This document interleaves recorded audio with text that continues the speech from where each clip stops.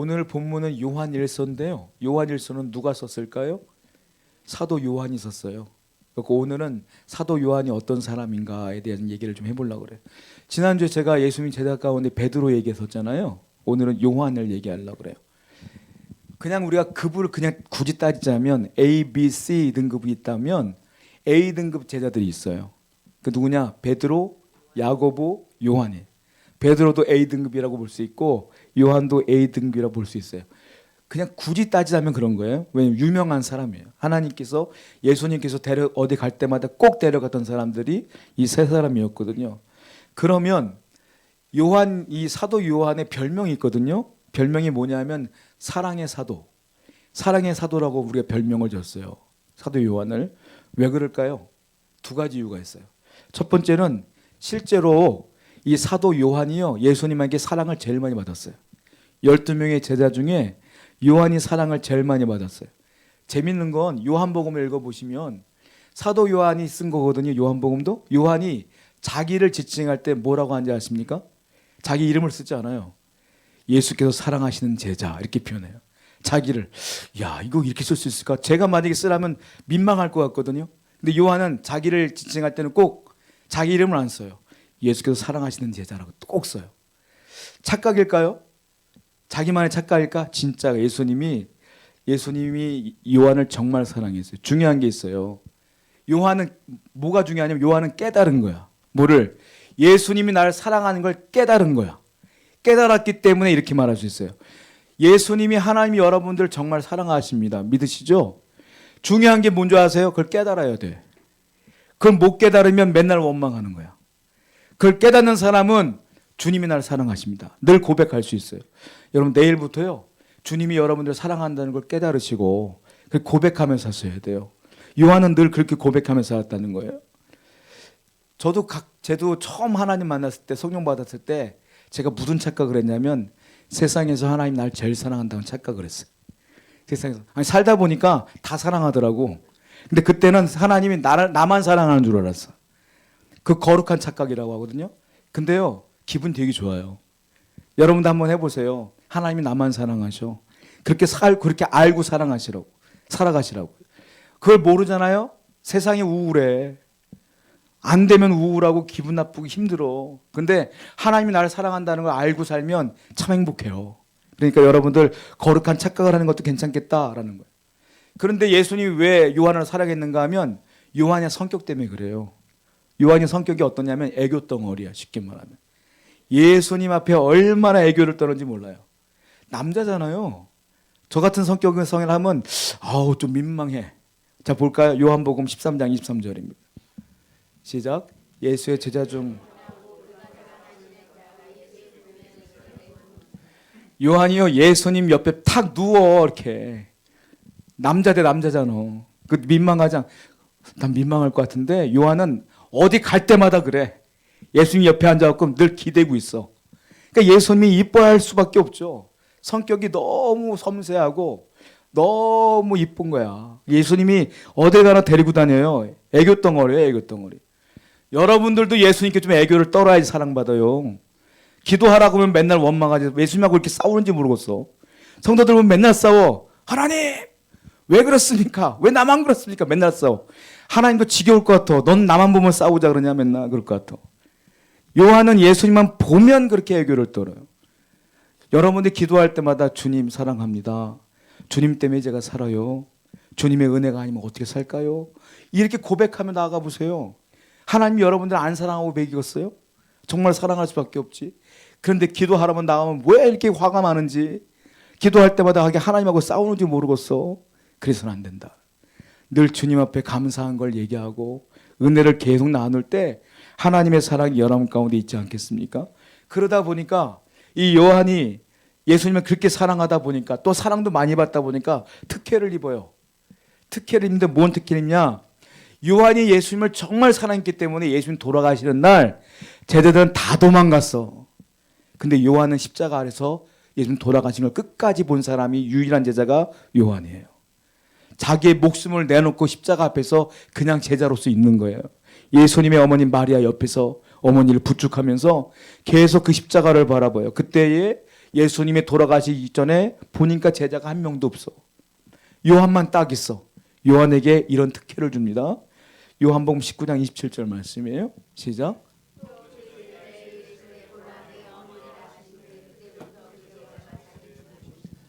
마리아를, 자기 예수님의 육신적인 어머니 마리아를 사도 요한에게 맡겨요. 예수님은 돌아가시면 이제 어머니 홀로 계시잖아요. 그것까지도 주님은 안타까우신 거예요. 그래서 요한아, 내 어머니 마리아를 좀 끝까지 책임져다오 라고 부탁하는 거예요. 예수님의 부탁을 받은 제자 중에 이런 제자가 없죠. 예수님이 누구한테 부탁을 해요? 이런 부탁을 받은 특혜를 입어. 그리고 설에 의하면 이 요한은 예수님의 어머니 마리아를 죽을 때까지, 어머님이 돌아가실 때까지 끝까지 모셨다는 게 있고요. 에베소에 가면은 이 요한이 마리아를 모셨던 집이 있다고 그래요. 그래서 그곳이 있다고 그래요. 끝까지 거기서 마리아를 섬겼던 모습을 보게 돼요. 그리고 또 하나 특기가 있는데, 예수님의 12명의 제자는 다 순교했어요. 100%. 한 명만 빼고, 요한만 빼고 다 순교했어요. 요한은 순교 안 했어요. 왜냐하면 죽는 게 저주고 안 죽는 게 복이란 말이 아니에요. 요한에겐 특별한 사명을 준 거예요. 요한계시록 쓰라고. 그 특혜를 입은 것이다 라는 거예요. 그래서 요한은 예수님을 정말 사랑했고 사랑을 많이 받았기 때문에 특별한 하나님의 사명도 받은 자가 되었다라는 거예요. 그리고 베드로가 순교하거든요. 베드로가 순교할 때 요한을 향해 이렇게 얘기하는 것도 있어요. 예수님께서 부활하셨습니다. 디베랴 바닷가에서 베드로에게 물어요. 베드로야, 네가 나 사랑하니? 3번 사랑한다고 하죠. 그때 예수님께서 말해요. 야, 너 순교당할 거야. 그때 얘기하거든요. 볼까요? 요한복음 21장 18절 말씀이에요. 시작. 내가 진실로 진실로 내게 이르노니 네가 젊어서는 스스로 띠띠고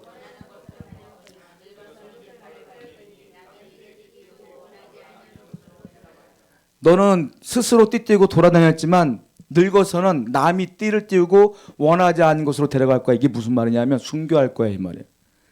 원하지 않는 것으로 데려가서 너 죽일 거야 이 말이에요. 베드로가 순교할 것을 예언해요 예수님께서. 그러면 아 주님 그렇군요. 제가 순교하는 거군요. 제가 믿음 있고 잘 감당했으면 좋겠어요. 이렇게 말하는 게 맞잖아요. 근데 베드로는 뭐라는지 아세요? 그럼 주님 쟤는요?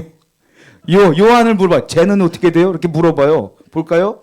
요한복음 21장 21절부터 22절입니다. 시작.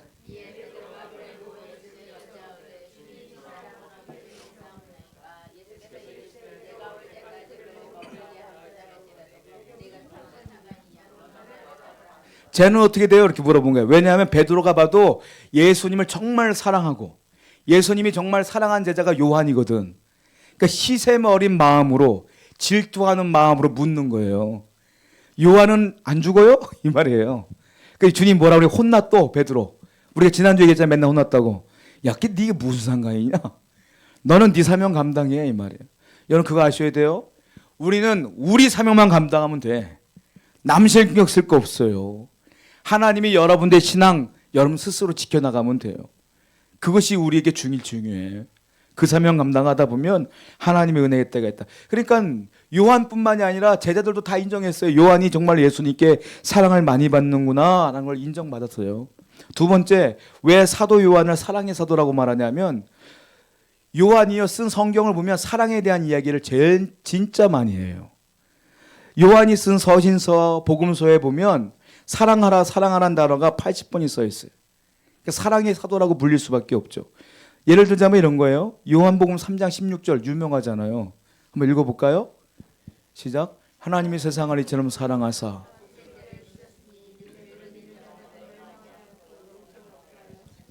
예, 사랑 얘기를 요한일서, 요한이서, 요한 3서 계속 사랑 얘기해요. 요한복음에도 이렇게 얘기한단 말이에요. 이거 있어요. 사랑도요 받아본 사람이에요. 사랑 못 받아본 사람은 사랑을 나눌 줄 몰라. 보면 그렇더라고요. 그러니까 요한이 사랑을 많이 받았기 때문에 주위 사람들을 사랑하는 사람이 된 거예요. 그러니까 예수님의 사랑을 전하는 사람이 되었다. 우리들도 마찬가지예요. 여러분들은 이미 주님의 사랑을 받았습니다. 많이 받았어요. 그걸 아셔야 돼요. 그럼 우리도 어떻게 돼요? 사랑을 나눠야죠. 요한처럼 많이 받았으면 많이 나눠야지. 우리도 주위 사람들에게 우리 공동체 안에서 사랑을 많이 나누는 자가 되어야 된다라는 거예요. 자, 요한일서 4장 11절 보겠습니다. 시작. 사랑하는 자들아 하나님이 이같이 우리를 사랑하셨은즉 예, 하나님을 우리를 사랑했으니까 나도 주위 사람들을 사랑하는 게 뭐다? 마땅하도다. 싸우지 말고 불평하지 말고 욕하지 말고 분내하지 말고 마땅히 사랑하는 게 당연하다. 하나님의 사랑을 받았는데 왜 너희들은 사랑하지 않느냐라고 말하는 거 아니겠습니까? 자, 제자들을 보게 되면 성격이 다 다르지 않습니까? 성격대로 믿어요. 베드로는 베드로 성격대로, 요한은 요한 성격대로 믿더라라는 거예요. 요즘은 젊은 사람들 맨 처음에 인사하면 이거부터 묻더라고요. MBTI가 뭐예요? 이렇게 묻더라고요. 여러분들 MBTI 뭐예요? 아세요? 우리 어르신들은 잘 몰라. MBTI가 뭐야? 우리 혈액형 묻잖아. 혈액형 뭐예요? 이렇게 묻잖아요. 요즘 젊은 사람들은 MBTI 물어요. 직장 생활할 때도 그 직원들 성향을 알기 위해서 MBTI를 보더라고요.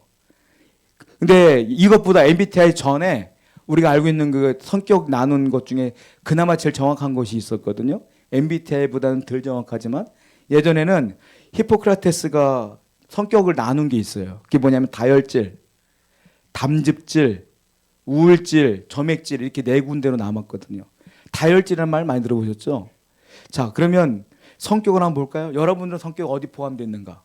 베드로와 요한은 어디 포함됐는가? 한번 성격을 얘기해 보자고요. 다혈질은요, 성격이 특징이 쾌활하대요. 아주 쾌활하고 목소리가 크대. 생기발랄하고 원만한 대인관계를 유지한대요. 근데 잊어먹는 것도 금방 잊어먹는데. 인생을 늘 즐기며 살아가는 사람들이 다혈질이고 항상 박력 있대. 이 사람들은. 그리고 동적인 성격이야. 집에 가만히 있질 못해. 계속 돌아다니는 사람. 그런데 단점도 있죠. 무질서하고 그리고 흥분을 잘한대. 그러니까 다혈질인 사람은 화를 잘 내. 그리고 흥분을 한 다음에 뒤에 뭘 하냐면 후회를 또 많이 해. 아, 내가 참았어야 되는데. 후회를 많이 해. 이런 분들은 신앙생활 할 때 유혹이 많아서 유혹들을 잘 이기지 못하면 힘들다고 합니다. 그러니까 이런 분들이 다혈질이에요. 여러분은 어떠세요? 여기 포함돼요? 담즙질은 어떤 사람이냐면 비슷하거든요. 다혈질하고 담즙질은 비슷해. 담즙질은 의지가 강하고 독립적인 사람이고 매우 활동적인 사람이에요. 이분들은 특징이 있는데 다혈질과 좀 비슷해 보이지만 다혈질은 무질서하지만 담즙질은 조직적이야. 조직을 잘하고 그리고 계획을 잘 짠대요. 그리고 한 번 시도한 일은 끝까지 해내고 마는 의지의 사나이. 이 사람들이 담즙질이래. 언제나 현실적인 면을 보며 그 이성적인 것보다 직감에 의지할 때가 좀 많다고 해요. 지도자적인 능력을 많이 발휘하는 분들이 담즙질이라고 얘기합니다. 이분들은. 그래서 그러다 보니까 이분들이 의지가 강하고 자기 독립적이 가다 보니까 예수 믿기가 힘들대요. 이런 분들은. 점액질이 있어요. 점액질은 뭐냐면 늘 명랑한 사람들, 늘 해피한 사람들, 늘 막 웃기는 사람들. 이런 분들은 점액질이라고 해요. 이런 분들은 상상력이 뛰어나고 유머로 사람들을 웃기고 난다고 그래요. 성격은 느긋하고 태평한데 약속은 또 잘 지킨대. 그 책임감도 있대요. 어려운 환경에서도 일을 잘한대요. 이 사람들 늘 긍정적인 사람이기 때문에. 이 사람들은 점액질의 단점이 뭐냐면 대신에 결단력이 좀 약하고 자기 주장이 강하고 자기 방어를 잘해. 그 우유부단한 면도 있고 이런 분들이 있대요. 우울질이 있어요. 제가 오늘 하고 싶은 말은 우울질이야. 우울질 딱 듣기만 해도 우울해. 우울질의 성격은 어떤 사람이냐면 한마디로만 예민녀. 예민한 사람들이에요. 이 사람들은 감성적이고 예술적인 면이 있고 그리고 늘 심사숙고하고 행동해요. 그러다 보니까 행동이 느려. 분석하다 보면 결단을 못해. 그리고 앞에서 나서기보다는 뒤에 서서 조력하는 역할을 좀 잘하고 의외로 순종을 잘한대요. 이거 하세요 여러분. 네 하는 경우가 많대요. 근데 이런 분들은 이기적이고 자기중심적인 분들이 많대. 그리고 이분들은요 복수심이 강하대. 그러다 한번 나한테 뭐라고 누가 했는데 그 사람은 아무렇지도 않게 얘기하는데 내가 상처가 되면 죽을 때까지 안 느는 경우도 있대요. 이 사람들이 우울질이에요. 그러니까 교회에서 우울질인 분들한테 잘못 걸면 큰일 나. 평생 왼수가 되는 거예요. 우울질하고 상극이 있어. 다혈질과 담즙질. 만나면 큰일 나. 만나면 큰 싸움이 난다고 하더라고요. 이분으로 또 분노가 많아. 화도 잘 내. 그러니까 한마디로 말하면 인간적으로 볼 땐 쓸데가 없어. 하나님의 일을 할 때 어떻게 써야 될지 모르겠는 분들이 이 우울질인 거예요. 근데 놀라운 게 뭔지 아세요? 하나님이 제일 많이 사용한 분이 우울질이야. 이게 놀라워. 우리가 볼 때는 이런 사람도 어디다 써먹나 했는데 하나님은 이런 분들을 많이 써. 대표적인 사람 누군지 아세요? 모세예요. 모세 보세요. 화 잘 내. 도망다니다가 우물에서 남자들 다 때리잖아. 그 욱해갖고 사람 때려갖고 죽이잖아. 그러니까 우울질이 모세고요. 또 대표적인 사람이 바울이에요. 바울이 우울질이야. 또 선지자도 대부분이 우울질인데 대표적인 사람이 예레미야. 맨날 울어. 이 사람도 예레미야도 우울질이요. 자, 그런데 우울질이 쓰임받는 이유가 있어요. 우리 예수님은요, 사람은 다 장점보단 단점이 많거든요. 우울질은 솔직히 말하면 장점은 요만큼, 단점은 이만큼이거든요. 근데 우리 하나님은 장점만 봐. 사람을 사용할 때 장점만 봐. 단점을 안 봐요. 하나님 만난 사람들은 다 장점으로 사용받지 단점으로 사용받지를 않아요. 이 우울질에 그나마 있는 장점이 뭐냐면 조심스럽거든요. 그리고 뒤에서 일하는 걸 좋아하거든요. 그러니까 하나님께 순종을 잘해. 이런 분들은.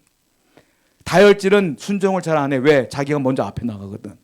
그러니까 하나님께서 우울질인 사람들을 많이 쓰는 경우가 있다. 시키는 대로 잘하기 때문이다 라는 거. 얼핏 보면 하나님의 이런 다혈질이나 담즙질 이런 사람이 잘할 것 같아. 점액질이나. 근데 그렇지 않더라는 거예요. 하나님께서는 순종하는 사람을 쓴다. 두 번째로 이 사람들은 뒤에서 일하는 걸 좋아하기 때문에, 자, 요한을 보세요. 제가 지난주 설명할 때 디베라 바닷가에서 예수님, 부활하신 예수님을 누가 먼저 봤어요? 요한이 먼저 봤어요. 근데 요한이 보고 뛰어나가지 않아. 베드로한테 조용히 해야죠. 예수님 같은데? 베드로는 보지도 않고 뛰어내려 그냥. 요한은 밀어주는 거야. 리더니까. 자기는 뒤로 딱 가는 거야. 앞에 나가는 거 별로 안 좋아해요. 이런 것. 요한이 우울질이라는 거예요. 그래서 늘 조심스럽다라는 거예요. 늘. 근데 좀 그 이분들의 특징 가운데 또 뭐냐면 우울증이나 필기를 잘해요. 필기. 그러니까 제가 지금 설교할 때 여러분들 필기하는 분들도 있어요. 필기를 잘해. 이분들은 어떻게 필기하냐면 안녕하세요부터 써. 안녕하세요. 뭐 이거 별거 다 써. 그런데 필기 못하는 분들이 다혈질과 담즙질, 다혈질과 우울질은 점액질은 필기를 못해.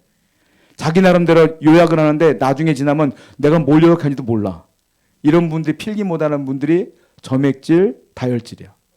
그런데 우울질은 필기를 꼼꼼하게 너무너무 잘해. 기록의 귀재라고 불려지는 분이고요. 우리가 알고 있는 유명한 저자들 같은 경우는 우울질이 많대요. 얼굴 딱 봐도 우울해 보이는 분들, 그런 분들 글 잘 쓴대. 그런 분들이 기록을 잘한대. 볼까요? 베드로 다혈질이거든요. 배혈질은 제가 볼 땐 다혈질 아니면 담즙질이야. 둘 중에 하나야. 무조건. 베드로는 큰 일을 했어요. 한 번 설교 3,000명이 회개했어요. 베드로가 한 번 역사하는 놀라운 일이 벌어졌어요. 그런데 베드로가 성경을 몇 권 썼어요? 2권 썼어. 베드로 전서, 베드로 우서. 몇 장인지 아세요? 베드로 전서는 5장, 베드로 우서는 3장, 도합 8장. 그렇게 능력이 많은 분인데 기록을 못했어. 자, 그런데 이 요한은 얼마나 많은 기록을 했냐면 요한복음을 썼어요. 요한복음은 21장. 그리고 요한 1서, 요한 2서, 요한 3서 7장이거든요. 그리고 요한계시록도 썼어. 몇 장이에요? 22장. 한 일은 베드로가 많은데 쓴 건 요한이 많어. 바울은 말할 것도 없고. 그러니까 이분들이 우울질이라는 거예요. 기록을 기가 막히게 한다는 거예요. 하나님은 그래서 이분들을 사용해. 하나님께서 그렇게 사용하시는 방법이 다르다. 성격대로 쓰신다라는 거예요. 마가복음 3장 17절 말씀 보겠습니다. 시작.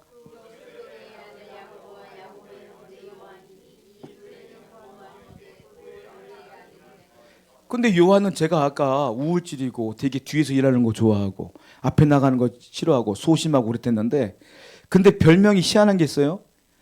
야고보하고 요한한테 예수님이 별명을 줬는데 보아너게라고 불렸어요. 보아너게가 뭐냐면 우레의 아들, 번개 같은 아이들이라. 천둥번개. 이해가 안 되는 거예요. 이게 뭐냐면 제가 아까 말씀드렸잖아요. 이 우울질인 사람 특징이 뭐냐면 보복심이 강하거든. 그러니까 어느 날 예수님과 요한과 야고보가 복음을 사마리아에 전했어요. 근데 사마리아 사람들이 복음을 안 받아들이는 거예요. 요한이 화가 난 거예요. 나름대로 정말 그들을 사랑하는 마음으로 전했는데 안 받아들이니까 상처가 된 거야. 잊지를 못해. 그래서 어떡합니까? 이렇게 말하죠. 누가복음 9장 54절 말씀 보겠습니다. 시작.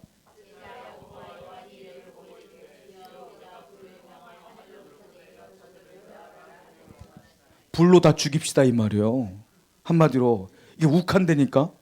욱하고 분노가 차면 보복심이 있으면 분노를 못 참는 사람들이 이분들이 처음엔 안 그러다가. 그러니까 이 야고보와 요한을 보면서 예수님께서 우리의 아들이라고 말한 거 아니겠습니까? 그리고 이분의 특징이 뭐냐면 되게 이기적이야. 되게 자기중심적이야. 자기 이익을 잘 차려요. 남 신경 절대 안 써, 이분들은. 볼까요? 마가복음 10장 35절입니다. 시작. 세베대 아들